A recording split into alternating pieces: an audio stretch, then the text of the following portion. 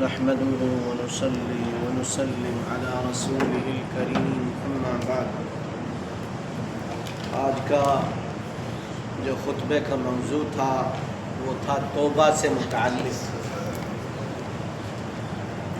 اللہ رب العالمین توبہ کرنے والوں کو بہت پسند فرماتا ہے۔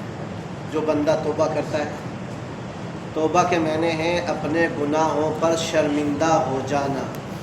توبہ کے معنی ہیں اللہ کی طرف رجوع کرنا، اللہ کی طرف لوٹ جانا، اللہ سے بخشش طلب کرنا۔ توبہ کے یہ معنی، اور یہ تمام عبادات کا جڑ ہے، مغز ہے۔ توبہ کیا ہے؟ توبہ عبادات کی جڑ بھی ہے، مغز بھی ہے، اور اللہ رب العالمین کو بہت زیادہ پسند ہے توبہ۔ اور انسان دنیا میں جو رہتا ہے اطاعت اور نافرمانی، یا تو اطاعت کرتا ہے یا نافرمانی میں رہتا ہے، دو چیزیں۔ اطاعت کرتا ہے اللہ کی تو کامیاب ہے، نافرمانی کر رہا ہے تو ناکام ہے۔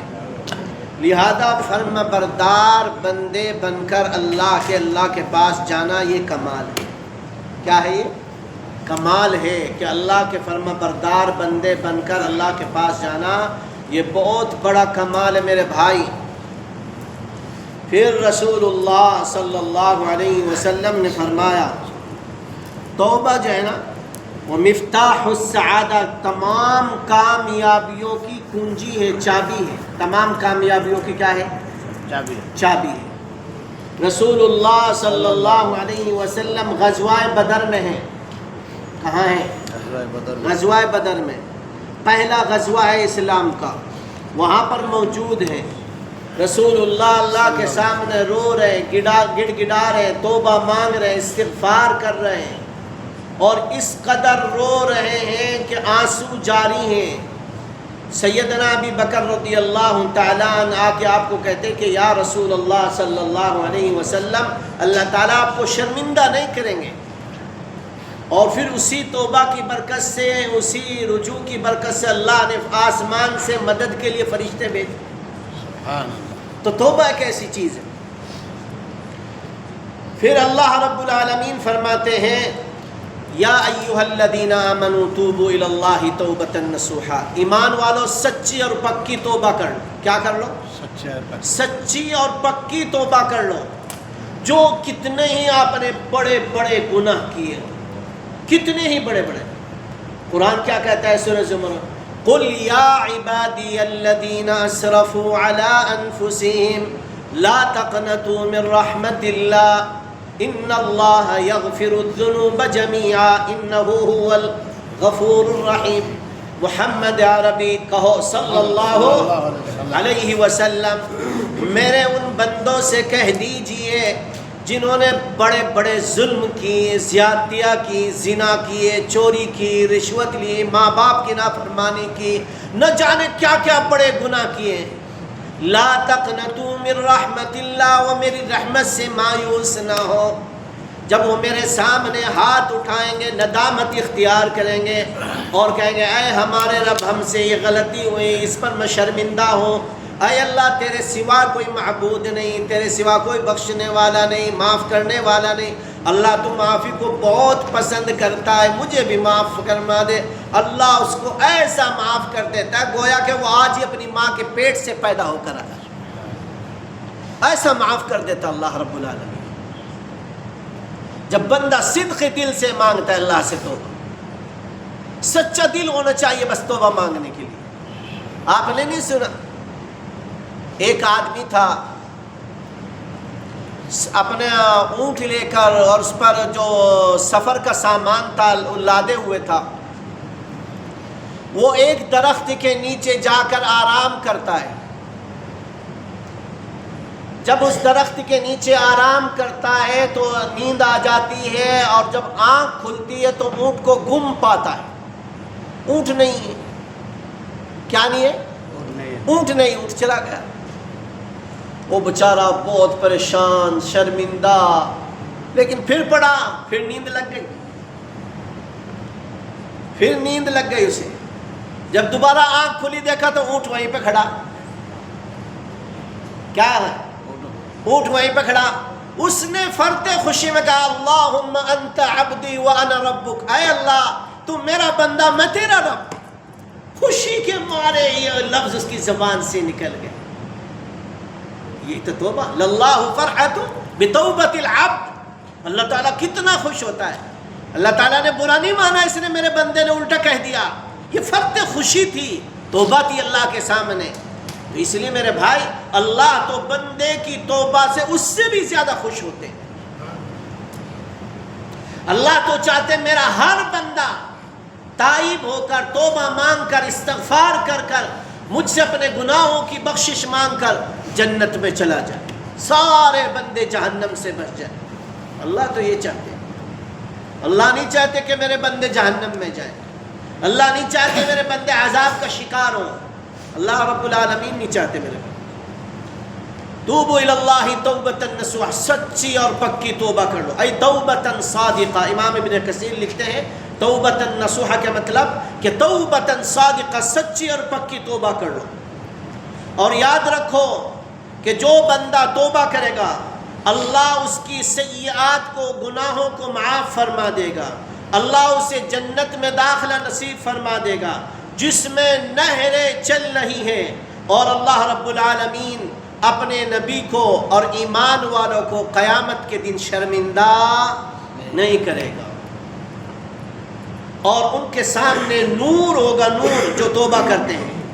اور وہ کہیں گے یقولون ربنا اتمم لنا، اے اللہ ہمارے رب تو نے اپنا وعدہ ہماری ساتھ پورا کر دیا ہے. جو تو نے دنیا میں ہمارے لیے وعدہ کیا تھا اے اللہ وہ آخرت میں تو نے پورا کر دیا ہمارے ساتھ. توبہ انبیاء علیہ السلام کا طریقہ ہے. کس کا طریقہ ہے؟ کہو بھائی. انبیاء علیہ السلام کا طریقہ ہے. سیدنا آدم علیہ السلام سے غلطی ہوئی؟ ہوئی غلطی ہوئی. کیا کیا انہوں نے؟ اللہ نے کہا تھا آدم اس درخت کے جو پھل ہے مت کھانا، لیکن شیطان نے بہکا دیا اور وہ کھا لیا. تو اللہ نے جنت سے نکال دیا. اور جب جنت سے نکال دیے گئے تو بڑے شرمندہ، پشیمان، پھر کہا یا میرے رب. کیا کہا سورہ اعراف میں؟ اے ہمارے رب ربنا ظلمنا انفسنا وان لم تغفر لنا وترحمنا لنکونن من الخاسرین. اے اللہ ہم نے اپنے نفس پر ظلم کیا، زیادتی کی، تیری نافرمانی کی، تیری بات نہیں مانی، اور ہم نے شیطان کے بہکاوے میں آ کر اے اللہ اس درخت کا پھل کھا لیا. اب اس سزا کے طور پر ہم دنیا میں آ گئے. اے اللہ اگر تو نے معاف نہیں کیا تو ہم تو خسارہ اٹھانے والوں میں سے ہو جائیں گے، تو ہمیں معاف فرما دے. جب سیدنا آدم علیہ السلام نے یہ دعا مانگی تو اللہ رب العالمین نے سیدنا آدم کو معاف فرما دیا. تو یہ تو انبیاء علیہ السلام کا طریقہ ہے توبہ مانگنا. پھر فرمایا کہ یہ نیک لوگوں کا بھی طریقہ یہی ہے، اللہ کے سامنے رونا، گڑ گڑانا، توبہ کرنا. کوئی اللہ کا ایک نیک بندہ لاؤ جو اللہ کے سامنے روتا اور گڑ گڑاتا اور توبہ نہ کرتا ہو. ہے کوئی ایسا؟ یا کوئی بنائے بغیر توبہ کے؟ نہیں بن سکا. اور سارے نبیوں کی توبہ اللہ نے قرآن مقدس میں ابراہیم علیہ السلام کی، شعیب علیہ السلام کی، داؤد علیہ السلام کی، سلیمان علیہ السلام، سب کی توبائیں اللہ نے قرآن مقدس میں نقل فرمائی. التوبۃ امان من عذاب اللہ. توبہ دے اللہ کے عذاب سے محفوظ کر دے. توبہ اللہ کے غصے کو ٹھنڈا کر دیتی ہے. اور فرمایا توبہ جنت میں لے جانے کا ایک واحد راستہ ہے، اور اللہ رب العالمین کی رحمتوں کو اپنی طرف کھینچ لیتی ہے.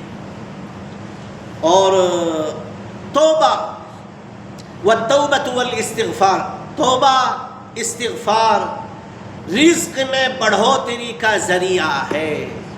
رزق میں کیا ہے؟ بڑھ جاتا ہے. جب بندہ توبہ کرتا ہے، استغفار کرتا ہے، اللہ اسے خوب رزق عطا فرماتا ہے. اور اللہ رب العالمین اس کو مال بھی عطا فرماتا ہے، بیٹے بھی عطا فرماتا ہے۔ حضرت امام حسن بصری رحمہ اللہ کے پاس ایک آدمی آیا، اس نے آ کر کہا امام صاحب میرے یہاں کوئی بیٹا نہیں، 4 بیٹیاں ہیں، میرے یہاں بیٹا نہیں۔ کیا کہا؟ میرے یہاں بیٹا نہیں، 4 بیٹیاں ہیں میرے پاس، کوئی وظیفہ بتلا دیجئے۔ کیا کہا؟ ہم تو وظیفے کے بڑے وہ ہیں نا، ہم انڈیا پاکستان بنگلہ دیش والے تو سارے وظیفے تلاش کرتے پھرتے ہیں، وہ چاہے کسی ملک کا ترانہ ہی کیوں نہ ہو ہم اسے پڑھنا شروع کر دیتے ہیں، وظیفوں کے پیچھے بڑے لگتے ہیں ہم، جو اصل وظیفے ہیں جو اللہ اور اس کے رسول نے بتلایا وہ نہیں کرتے ہم، جو پیر صاحب بتلائیں گے وہ ضرور کریں گے، ہے نا؟ پیروں کی مانیں گے، اور جو سب سے بڑا پیر اللہ رب العالمین اس کی مانتے نہیں، جس نے پیدا کیا، کھانے کو دے رہا، عمر عطا فرمائے، صحت و تندرستی دی ہے، مال و دولت دی، اولاد دی، اس کا شکر ادا نہیں کرتے، دوسروں کے سامنے جا کے اپنے ناک رگڑتے۔ میرے سیدنا تو میں بتلا رہا تھا امام حسن رحمۃ اللہ علیہ کے پاس، حضرت حسن بصری کے پاس، انہوں نے کہا بھائی ایک کام کرو، استغفار پڑھو۔ کیا کرو؟ استغفر اللہ استغفر اللہ استغفر اللہ۔ رسول اللہ صلی اللہ علیہ وسلم جب نماز پڑھاتے، نماز السلام علیکم ورحمۃ اللہ، السلام علیکم ورحمۃ اللہ، اس کے بعد کہتے تھے استغفر اللہ استغفر اللہ استغفر اللہ، 3 مرتبہ کہتے۔ امام اوزاعی رحمۃ اللہ علیہ سے پوچھا گیا کہ کیسے استغفار کریں، آپ نے کہا کہ استغفر اللہ استغفر اللہ استغفر اللہ، بس آسان سا، یہ اتنا بڑا استغفار اسے پڑھو کہ یہ پڑھا کرو، اللہ تمہیں بیٹے عطا فرمائے گا۔ دوسرا آدمی آیا امام حسن رحمۃ اللہ علیہ کے پاس، اس نے کہا امام صاحب گھر میں بڑا فاقہ ہے، بچے بھوک کی وجہ سے بلبلا رہے، رو رہے، اور گھر میں کچھ کھانے کو نہیں، امام صاحب کوئی وظیفہ بتلا دیجیے۔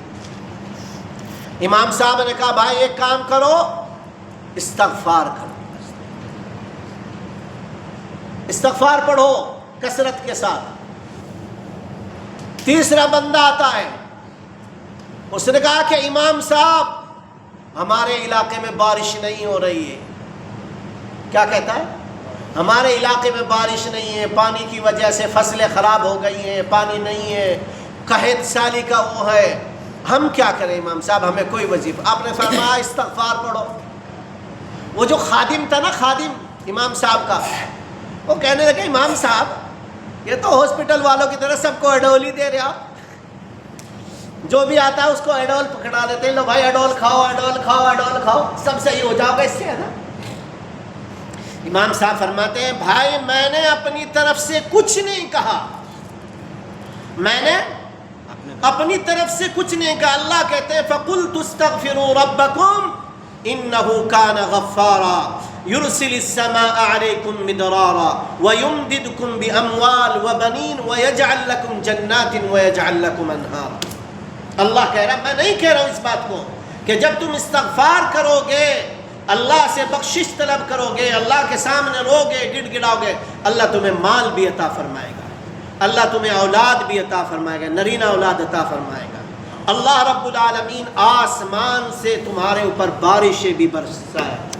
یہ تو اللہ رب العالمین کہہ رہے، تو امام حسن نے تو اپنی طرف سے کوئی بات نہیں کہی نا، لہذا کثرت کے ساتھ رسول اللہ صلی اللہ علیہ وسلم کے ایک صحابی ہیں حضرت خالد الجہنی رضی اللہ عنہ، وہ کہتے ہیں کہ رسول اللہ صلی اللہ علیہ وسلم ایک دن میں 70 مرتبہ اللہ سے توبہ کیا کرتے تھے اللہ کے سامنے۔ کتنی مرتبہ؟ 70 مرتبہ۔ اور میں اور آپ کتنی مرتبہ کرتے ہیں؟ اچھا 70 کا 0 ہٹا دو، کتنے بچ گئے؟ 7 بچ گئے نا۔ کون ہے ہم میں سے جو دن میں 7 مرتبہ اللہ کے سامنے توبہ کرتا ہے؟ ہمیں تو لگتا نہیں، ہم بھی اسی میں۔ اور رسول اللہ بخشے بخشائے، سارے گناہ معاف، اور اس کے بعد بھی 70 مرتبہ اللہ کے سامنے توبہ و استغفار کر رہے ہیں۔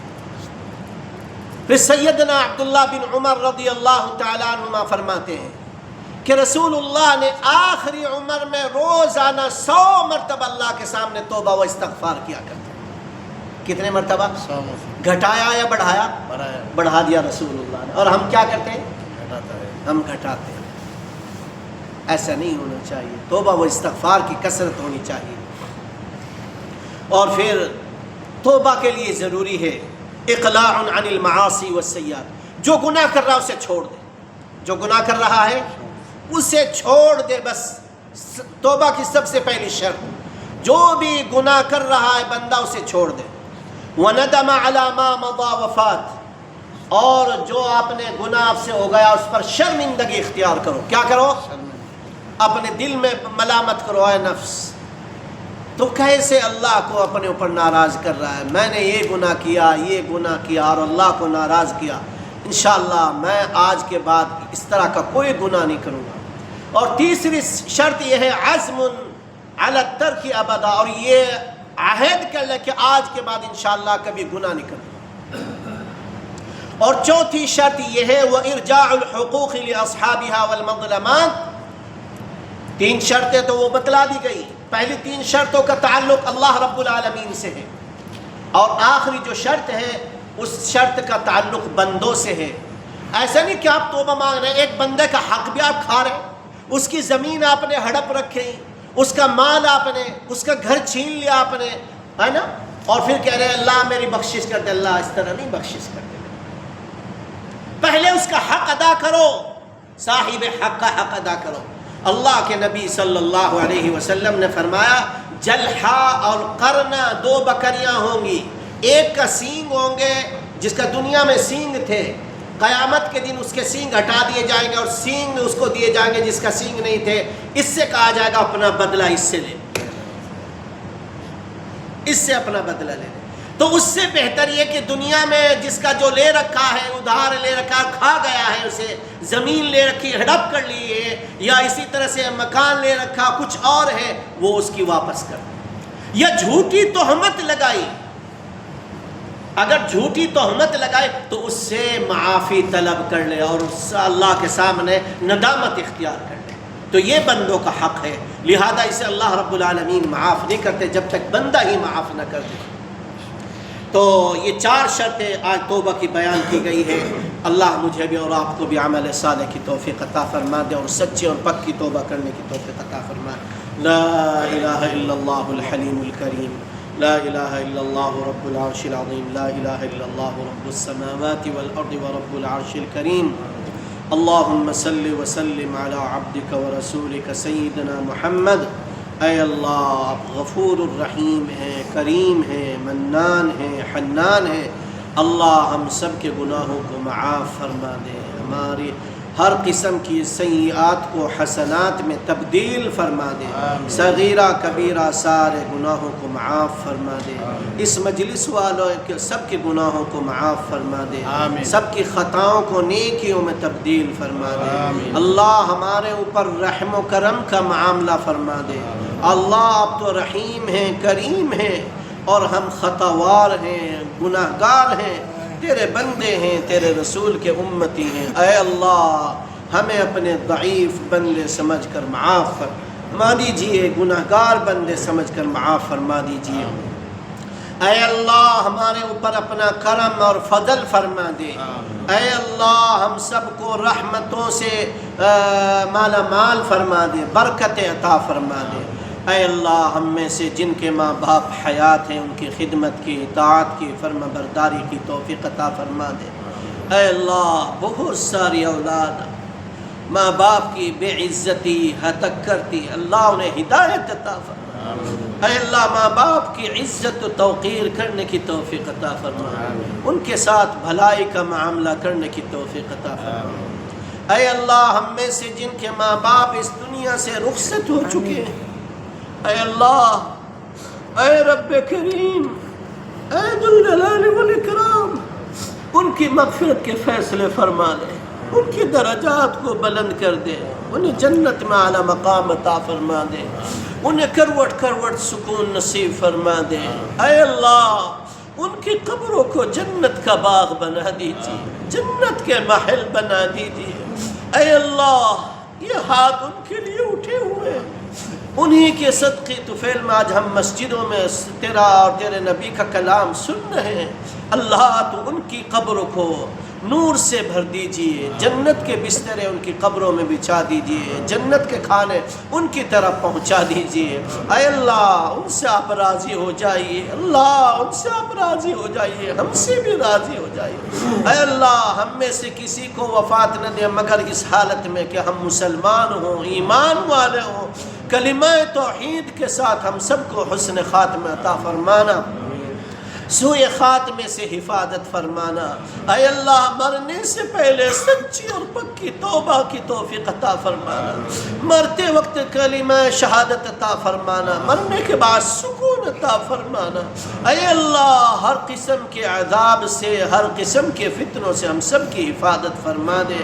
اے اللہ فلسطین کے مسلمانوں کی حفاظت فرما، اللہ وہاں کے مسلمانوں کے خون کی، عزت کی، آبرو کی حفاظت فرما، اللہ ان کی نصرت و مدد فرما۔ اے اللہ ہمارے ملکوں میں امن و امان قائم فرما، اللہ ہمارے ملکوں میں امن و امان قائم فرما۔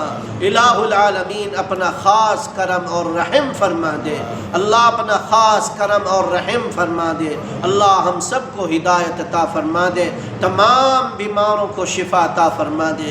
اے اللہ میری بچی بیمار، اللہ اسے شفا کاملہ دائمہ مستمرہ عطا فرما دے، اور اس کی کڈنی بدلنے کے جو اسباب اللہ انہیں مہیا فرما دے۔ اس مجلس والوں کی دعاؤں کی برکت سے، اس جماعت کے اللہ، اس جماعت کے تیرے راستے میں نکلنے کی برکت سے اللہ، اس جماعت کے اعمال کی برکت سے اللہ اس کو شفا کاملہ دائمہ مستمرہ عطا فرما دے۔ اللہ یہ جو جماعت ہے اس کو قبول و منظور فرما لے، اللہ اپنے ان بندوں کو قبول و منظور فرما لے، اللہ اس کا صلہ دنیا میں بھی اور آخرت میں بھی عطا فرما دے، اللہ اس دعوت حق کو قبول فرما لے، اللہ اس دعوت حق کو قبول فرما لے، اس مجمع والوں کو قبول فرما لے۔ وصلی اللہ علی نبینا محمد و آلہ وصحبہ۔